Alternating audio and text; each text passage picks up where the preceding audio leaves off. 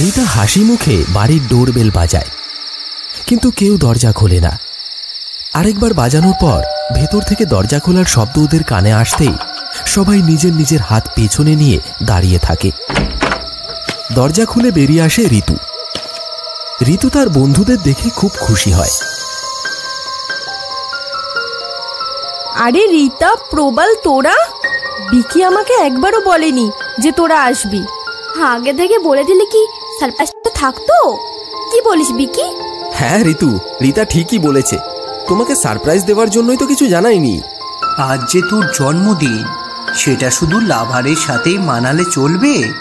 আমরা কি কেউ নই? উফ, তোরা যে কি বলিস না। তোরা ভাবলি কি করে আমি যে তোদেরকে ইনভাইট করব না? অনেক কথা হলো, আমাদের কি ভেতরে নিয়ে যাবি না নাকি? তোরাই তো বাইরে দাঁড়িয়ে বকবক করছিস। আয় আয় আয়, ভেতরে আয়। বিকি এসো।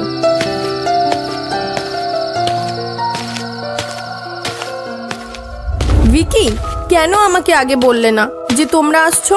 তাহলে আমি কিছু বানিয়ে রাখতাম। আচ্ছা, এখন তো এসেছি, সেই কিছু একটা হয়ে যাবে, এত চাপ নিস না। তবুও তো বিক্রম এখনো এলো না। কতবার কল করলাম, তুললেও না। সব থেকে বেশি উৎসাহ ওরই ছিল।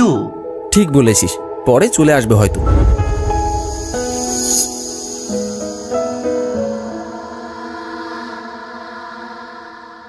ঋতু, তোমাকে এমন নাইট ড্রেসে বেশ লাগছে। ধ্যাত, কি যে বলো না তুমি। এমন সময় হঠাৎ ওপরের ঘর থেকে কিছুর একটা শব্দ ভেসে আসতে সবাই সেদিকে তাকায়। কিসের আওয়াজ ওটা? মনে হয় বেড়াল। দরজা খুলে রেখে এসেছে তো। দাঁড়াও, আমি গিয়ে লাগিয়ে দিয়ে আসছি।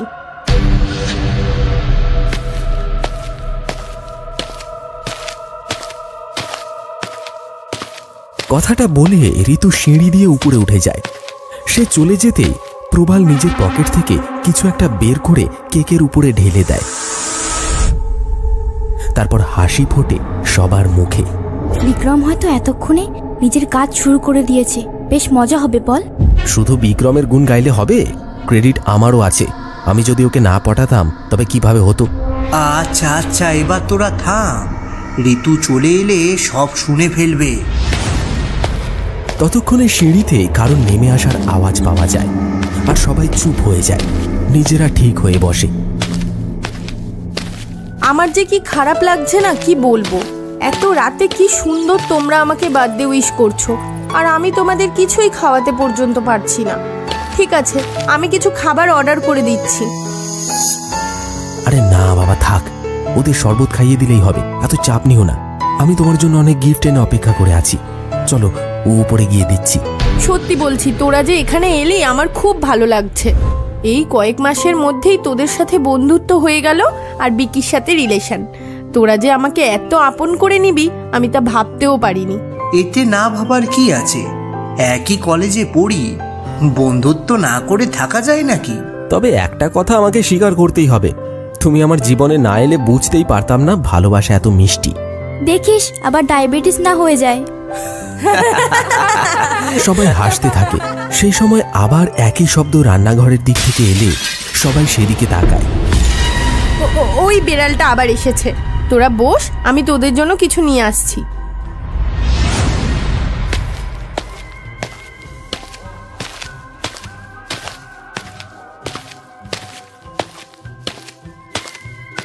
ঋতু কিচেনে এসে একটা খোলা জানালা বন্ধ করে। সিঙ্ক থেকে গ্লাস নিয়ে সেগুলো সাজিয়ে শরবত ঢালে।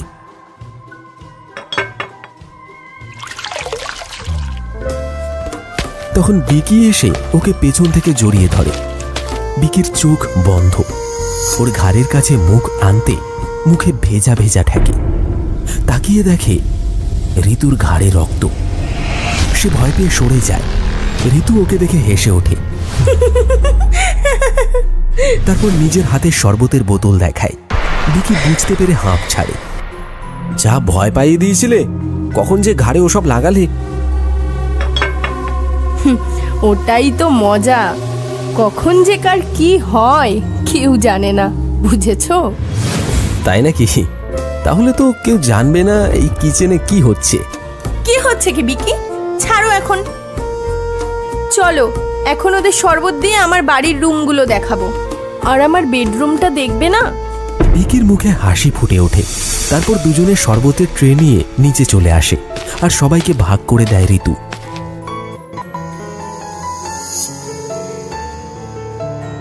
তারপর ভিকিকে নিয়ে ঋতু উপরে চলে যায় আর ঘরগুলো দেখায় ঘুরে ঘুরে। শেষে ঋতু ভিকিকে বেডরুমে নিয়ে আসে।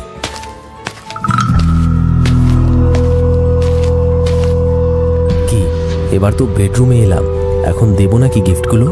দাঁড়াও, তোমার গিফট তো আমি নেবই, তার আগে আমার তরফ থেকে গিফট নেবে না? তোমার গিফট? তুমি আমাকে কি গিফট দেবে? এ তো দেখছি সারপ্রাইজের উপর সারপ্রাইজ। দাও দাও, কি দেবে দাও, আমার যে আর তর সইছে না। কি ওখানে? ভিকি কৌতূহলী হয়ে জানালার দিকে এগিয়ে যায়।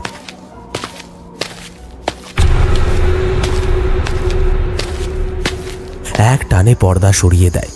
ঘরের মৃদু আলোতে স্পষ্ট সে দেখতে পায় জানালার গ্রিলের সাথে একটি ছেলের গলায় দড়ি দিয়ে বেঁধে ঝুলিয়ে রাখা আছে।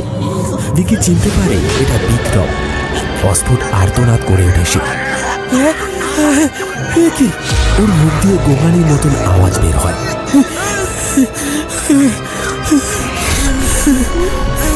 ভয়ে ভিকি কাঁপতে থাকে। বিক্রমকে ধাক্কা দিয়ে ডাকে, এই বিক্রম, বিক্রম, এই বিক্রম, আরে। কিন্তু ওর গলা দিয়ে আওয়াজ বের হচ্ছে না। ভিকি ভয় পাচ্ছে দেখে ঋতু হাসতে থাকে খিলখিল করে। ধীরে ধীরে তার রূপ বদল হয় আর ভিকির মুখের কাছে এসে দাঁড়ায় সে। কে তুমি? এসব কি হচ্ছে? কেন, এখন আর আমাকে ভালো লাগছে না? পছন্দ হচ্ছে না আমার এই সৌন্দর্য? তোদের বিক্রম তো আমার ঘরে এসে ক্যামেরা ফিট করতে গিয়ে আমায় দেখে পছন্দ করে ফেলে আর আমার সাথে জবরদস্তি করার চেষ্টা করে। শেষে আমাকে না পেয়ে ওর হাতের স্ক্রু ড্রাইভার দিয়ে আমার কাঁধে ঢুকিয়ে দেয় আর আমি সাথে সাথেই মারা যাই। কিন্তু আমার আত্মা শান্তি পাবে কি করে? তাই আমার আত্মা শরীর থেকে বেরিয়ে আসে আর বিক্রমকে নিজেকে খুন করতে বাধ্য। কি ভেবেছিল আমাকে সে পাবে? ওদের সব কথা আমি তার থেকে জেনে নিয়েছি। তোরা আমাকে নিয়ে মজা করতে চেয়েছিলিস, তাই না? কি হলো? এই ঘরে প্রাণটা গেল। তোরও যেমন করে বিক্রম নিজেকে মেরেছে। ঋতুর মুখে বীভৎস হাসি ফুটে ওঠে। ওর বীভৎস মুখ আর ঘাড়ের কাছে রক্ত গড়িয়ে পড়তে দেখে ভিকি ভয় পেয়ে যায়। ঋতু নিজের ঘাড় থেকে স্ক্রু ড্রাইভারটা বের করে ভিকির দিকে এগিয়ে ধরে আর ভিকির হাত নিজে থেকেই উঠে আসে। তারপর ঋতুর হাত থেকে সেটা নিয়ে নিজের গলার মাঝখানে ধরে। অন্য হাতে জানালায় ঝুলতে থাকা দড়ির সাথে আগে নিজের গলাটা বেঁধে নেয়। তারপর অন্য হাতের স্ক্রুটা ঢুকিয়ে দেয় গলায়। ওর শরীরটা ঝুলন্ত অবস্থায় কাঁপতে থাকে।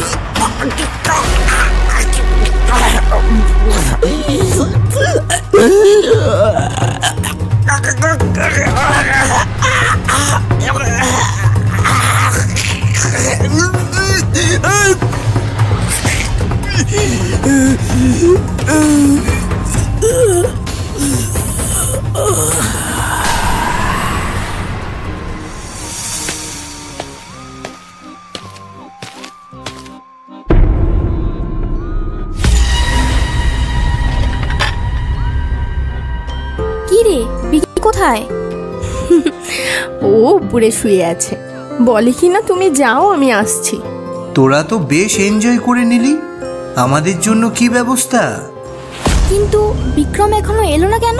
কেন, ওর জন্য তোর এত চিন্তা কেন? হবে না, মনে মনে যে ওকে চায়, বিকি আমাকে বলছিল। ধুর, কি যে বলিস। বিকিটাও আবার ওপরে না জানি কি করছে। ও চলে আসবে, আমরা কেক কাটি। আমিও কেক কিনে রেখেছিলাম, এই দেখ না, আগে তোদেরটাই কাটবো। প্রবাল আর রীতা ঋতুকে হাততালি দিয়ে উইশ করে। Happy birthday to you, happy birthday to you, happy birthday dear Ritu, happy birthday to you.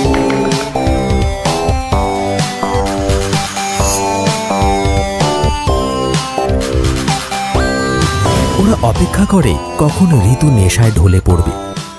Cake খাওয়ার 5 মিনিটের মধ্যে ঋতু কেমন আচ্ছন্নে পড়ে যায়।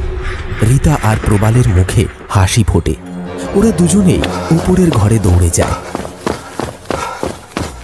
ঘরে এসে ওরা সব উলট পালট করে দেখে, বাথরুমটাও দেখে, কিন্তু কোথাও কিচ্ছু নেই। রীতা বলল, পিকি কোথায় গেল? সেটাই তো, আর ক্যামেরাটা কোথায়? বিক্রম কি আসেনি?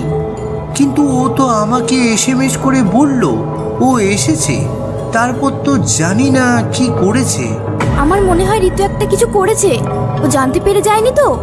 ঘরে তো কিছুই নেই। চল নিচে যাই।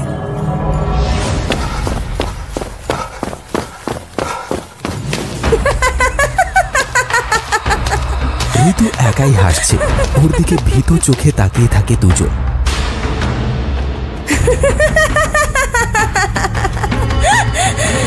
কিরে, খুঁজে পেলি না ওকে? পাবিও না। তোরা চেয়েছিলে না আমাকে নিয়ে একটা মজার খেলা খেলবি, আমাকে ব্ল্যাকমেল করে আমার কোটিপতি বাবার থেকে টাকা নিবি। তাই তো বিক্রমকে আগেই পাঠিয়েছিলি, কিন্তু দেখ বেচারা গায়েব হয়ে গেল। বিকিও গেল, সেও গায়েব হয়ে গেল। এরপর তোরা এখন সেখানে ক্যামেরা খুঁজতে গেলি। কিছু পেলি? পাবিও না। এবার তোদের পালা। কি বলতে চাইছিস? রীতা চল এখান থেকে তাড়াতাড়ি। যা যা, যেতে পারলে যা। বিকি কি যেতে পেরেছে? এখানেই আছে। কোথায় আছে বল, না হলে আমি তোকে।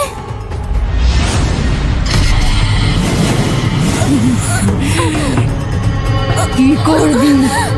কেকে তো মিশিয়েছিলি, আমার কিছু হলো? হবে না। অশরীরীর আবার কিছু হয় নাকি? রীতা ভয় পেয়ে গোঙাতে থাকে আর নিজেকে ছাড়ানোর চেষ্টা করতে থাকে।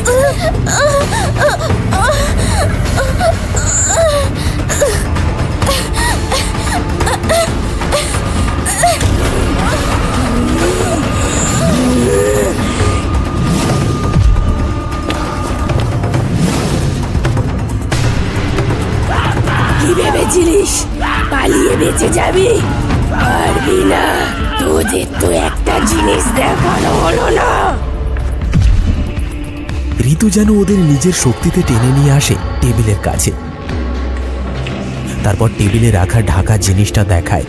সেটা হলো পিকির কাটা মাথা, আর তার গলায় স্ক্রু ঢোকানো রয়েছে। সেটা দেখে ওরা দুজনেই ভয় পেয়ে যায়। ভয়ে ওরা চিৎকার করে ওঠে, ক্ষমা চায়। ঋতু হাসতে থাকে ওদের দেখে। আমরা ভুল করেছি, আমাদের ছেড়ে দে, আমাদের ছেড়ে দে ঋতু, আমরা ভুল করেছি, আমাদের ক্ষমা করে দে।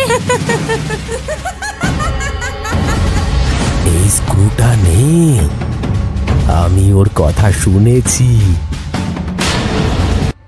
তোরাও শুনবি। এটা বের করে নিয়ে নিজেদের গলায় ঢুকিয়ে নে, দেখবি দেখবি কত আরাম, মজা লাগছে খুব। আমরাই তো এমন ভাবে বড়লোক মেয়েদের প্রেমের জালে ফাঁসিয়ে ভিডিও বানিয়ে ব্ল্যাকমেল করি। আমরা তো এটাই করতে চেয়েছিলাম ঋতুর সাথে। বিক্রম ক্যামেরা লাগাতে এসে সেও মারা পড়ে। বাকিটা আমি বলছি। বিক্রম ভেবেছিল খুব সহজেই ও ক্যামেরা লাগিয়ে ফেলবে। তোরা আমাকে ঠিক করে চিনতেই পারিস নি রে রীতা। সবাইকে তোরা একই রকম ভাবিস। তোরা ভাবিস তোরা নিজেরা খুবই বুদ্ধিমান আর বাকি সবাই বোকা। আমাকে ছেড়ে দে ঋতু, আমাকে ছেড়ে দে। আমাদের ভুল হয়ে গেছে, আর আমরা কখনো এমন কাজ করব না। আমাদের ক্ষমা করে দে ঋতু, দয়া করে আমাদের ক্ষমা করে দে। ক্ষমা?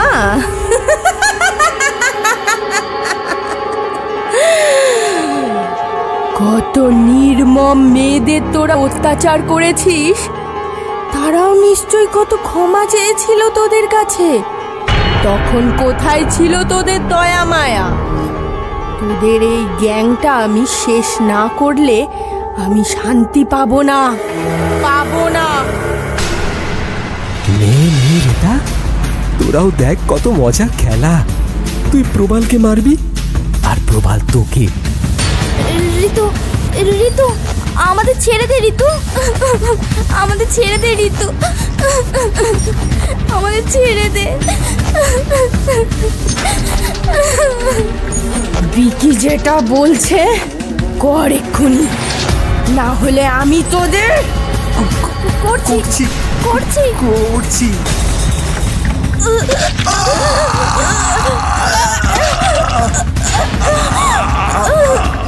ওদের যন্ত্রণার গোঙানি শুনে খুশিতে ঋতু আনন্দ পায়।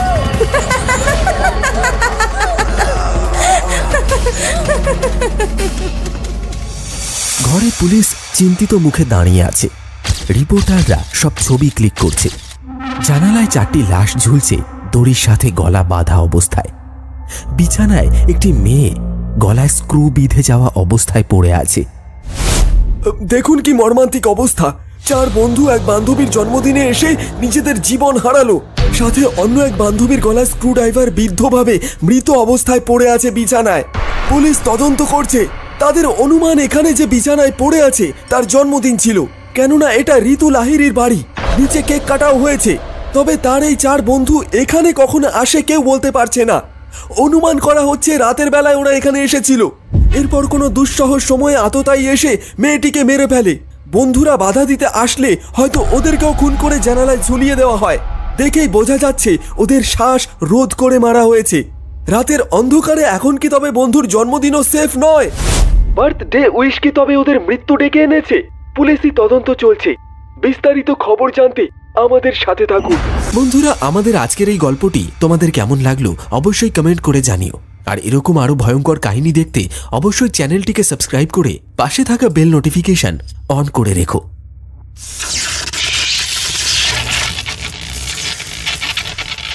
গল্পটা ভালো লাগলে লাইক, কমেন্ট, শেয়ার করে দিন। আর নতুন গল্পের নোটিফিকেশন পেতে সাবস্ক্রাইবের পাশে বেল আইকনটা প্রেস করে দিন।